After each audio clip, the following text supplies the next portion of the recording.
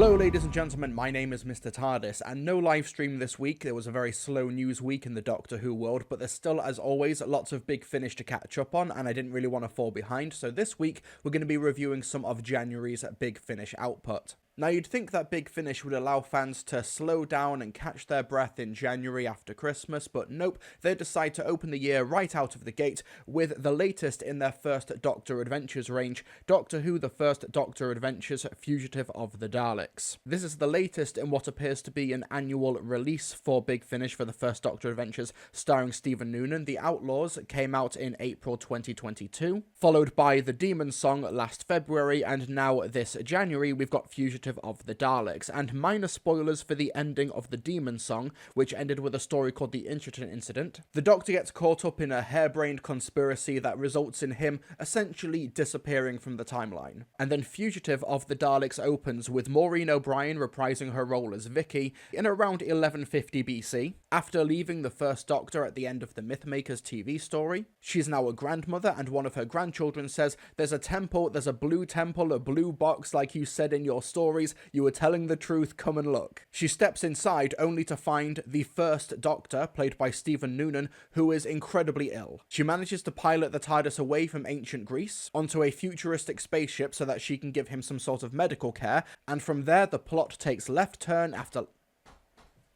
Sorry, that was just the post turning up. It's all of the Target novels for the 2023 specials that I ordered. I didn't even expect these to arrive today. I'm going to keep these in the box for now because I've got a video planned, but yeah. So from this futuristic spaceship, the plot just takes a left turn after left turn after left turn, because I didn't realise going into this, Fugitive of the Daleks, written by Jonathan Morris, is trying very hard to be a spiritual successor and also in some cases an actual sequel to The Chase. Now, The Chase was a season 2 Doctor Who story during the height of Dalek mania, where they didn't really quite know what they wanted to do with the Daleks, so they just threw them into every single scenario possible. From comedy to horror to action, The Chase essentially goes from set piece to set piece over the course of 6 episodes as the Daleks are chasing the first Doctor, Ian, Barbara, and Vicky just across time and space. And what I'll say right up front, if you think that that is peak First Doctor, stories like The Chase, farcical comedy like The Romans, things like that, where you do get your slapstick and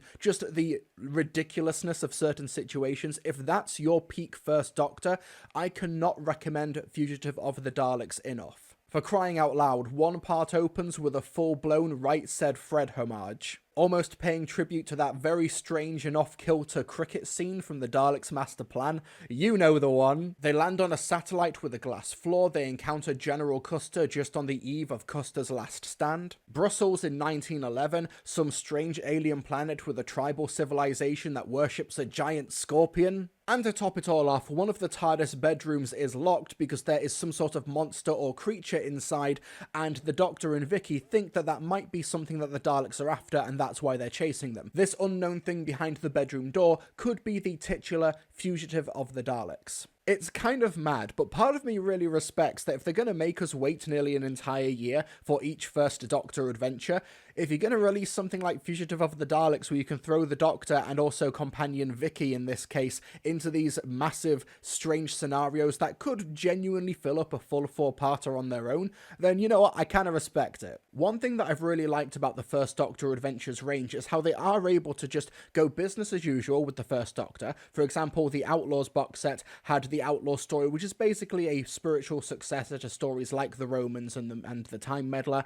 and also the Miniaturist, which goes a bit more abstract like your Celestial Toymaker stories. However, with the Demon Song, that first story is like the first Doctor in uncharted territory. It's kind of like the War Machines, but the whole vibe is different because he's not in 1960s London, he is in post-pandemic London in the 2020s. And then the Inchiton Incident is a post-World War II spy thriller story, which is unlike anything that the first Doctor had done on screen before. However, with Fugitive of the Daleks, what Jonathan Morris's script has done really effectively here is kind of combined the two elements, where you do have aspects of the new, but you also have this element which is very faithful to the first Doctor formula in terms of the tone, in terms of the Dalek stories of the time. However, the new elements and what makes Fugitive of the Daleks a pretty exceptional release is what it does with the companion of Vicky. Now, Dodo is in this story. She is played by Lauren Cornelius again and does a great job job reprising this pretty thankless role from the 1960s. Dodo is absent for several episodes, which is a bit disappointing because I think Lauren Cornelius is great and I do want more of the First Doctor and Dodo.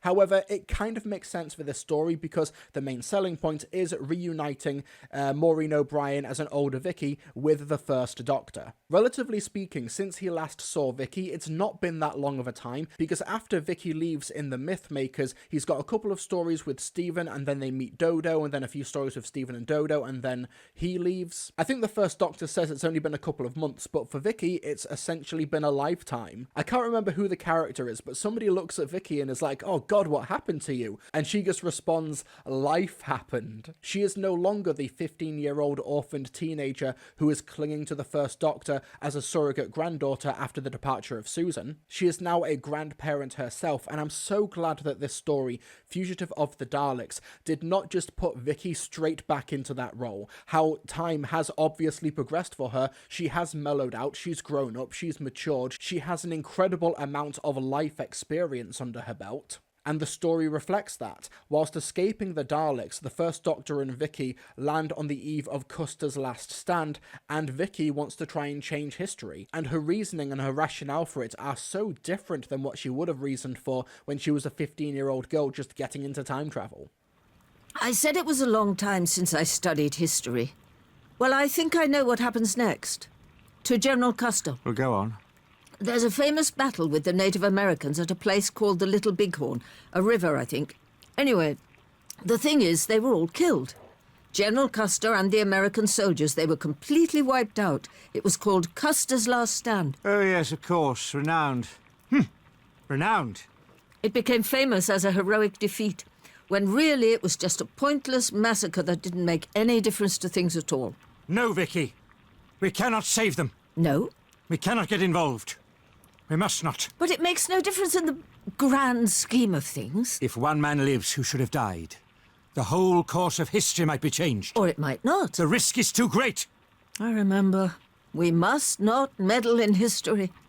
Ever. Like you couldn't meddle to save all those people in Troy. Precisely. We can never get involved. Except when you gave Nero the idea of burning down Rome. And the wooden horse? Where did the Greeks get that idea from? If you are suggesting that I have ever interfered... But you have, haven't you? It's all you ever do. It's what you're best at. Helping people, not sitting back and doing nothing. If you can give history a nudge in the right direction, surely you can give it a nudge other times too. If only that were the case, my dear. If only. I can act solely to ensure that events follow their correct course. That is all. Their correct course? Correct according to whom? Who decides what's correct? History, my dear. Established history decides. And we cannot, we dare not, make the least attempt to defy it. It's a great dynamic where you have the authenticity of Maureen O'Brien along with Stephen Noonan's brilliant First Doctor, and they're almost on an equal playing field. I actually think that an older Vicky might be the most capable and independent companion that the First Doctor has ever had. However, the trump card for Fugitive of the Daleks is a mid-story twist that I'm not going to get into or talk about in this story. I might dedicate a video to it in the near future. But it's a great way for Fugitive of the Daleks to act in multiple ways as an actual sequel to The Chase, in really great ways that allow Stephen Noonan to really flex his acting chops. But it also allows for this brilliant and bittersweet climax of the story where Vicky essentially has to confess to the Doctor that she doesn't need him anymore. How she made her choice and left at the end of The Mythmakers because she was in love with Troilus. And as the years and the decades went on and the Doctor never saw her again, she just sort of made her peace with that. And the Doctor is not the hero, is not the person in her life that she needs anymore. It's a really effective and powerful ending to the story, but it still feels genuine to the character because of who she's saying it to. It's incredibly clever, especially when you consider the whole metatext where, yeah, Vicky technically got a happy ending, and it's an ending that she technically wanted, but she never really got to say goodbye to the First Doctor, but here in Fugitive of the Daleks, she can say goodbye to the Doctor, without undermining or undercutting that departure if that really worked for you in the 1960s. It's able to have its cake and eat it too. There's also a really good parallel in the first episode where the First Doctor is talking to a bunch of androids and he's like, no, you can decide your own fate. And then that sort of pays off later on in the story in some really clever ways. But then you get to the end of the story and it's like, okay, this is a really fun and clever twist, but oh no, this character is not the master of their own fate because you know how this story ends and it's not a happy ending. Like I said, I think I'm going to make a separate video about the twist in Fugitive of the Daleks. But yeah, I thought it really, really worked on a performance and a metatextual element. But that last little coda, I was a bit mixed on it. Yeah, it's a really, really fun twist, but it kind of undermines what I thought was a really effective moral through line of the story. But still, Fugitive of the Daleks is a really fun time. It's a very thoughtful portrayal of an older Vicky, and Maureen O'Brien has given an incredibly good performance there. She works so well with Stephen Noonan, and while I do wish there was more interaction with her and Lauren Cornelius, because essentially Dodo is a slightly more hapless version of Vicky, I think they could have played with that dynamic a little bit more, but partly I'll confess that's because I just really like what Lauren Cornelius has done to reclaim this role of Dodo. But I do think that is one of the trade-offs in order to get a story like this, because this really is the First Doctor and Vicky doing a sequel to The Chase, and first and foremost, it's a very, very successful sequel. The Daleks are really fun. Nicholas Briggs plays them brilliantly as usual. There's one really great scene where one Dalek essentially just fobs off another one to get them in trouble with the Supreme. The Black Dalek loses the Doctor and Vicky in the time vortex, and rather than report to the Supreme Dalek itself, it's like, no, you're in control of the mission, you do it. And the Dalek just has to suck it up and do it. It's really funny. Out of the 3 box sets that Big Finish have done with Stephen Noonan as the First Doctor, it's kind of hard to rank the 3. I think that Fugitive of the Daleks isn't the best of the 3, but it is the most easily accessible and the most crowd-pleasing. I think that while there is a little bit of prerequisite with the Demon Song box set because of the ending of the Inchton incident, it is effectively standalone. There is a little bit of timey-wimey stuff at the beginning and the end, but it is kind of a way to bookend the box set in order for it to go on from the Demon Song and then lead on to whatever the next box set is going to be. The actual story itself and the structure and the themes and the character work that happens is self-contained within this box set, so I do have no qualms recommending it on its own, but you should absolutely be listening to all of these box sets. This, along with, for example, the 11th Doctor Chronicles range with Jacob Dubman and Sophia Ingar, those are the ones who you should be listening to every single release of, including the Jonathan Carley War Doctor range as well. I don't know if it's a coincidence that all of those are the Big Finish impressionist doctors of the 1st, 11th and War Doctors. I've just realised that might be a massive coincidence, but I think it's currently where Big Finish are doing some of their best work. For me, Fugitive of the Daleks is the most crowd-pleasing. It's the easiest one of the 3 to just recommend. There's so much fan service as well, and for someone who has just gone through the entire Hartnell era as part of a big review marathon, I greatly appreciated it. What I will say though is that while we had the Demon Song, which was taking the First Doctor into uncharted territory, Fugitive of the Daleks I do think is a little bit of a narrative step back because we are now in super familiar territory again. It's a sequel to The Chase, we've got the Daleks, we've got an older Vicky.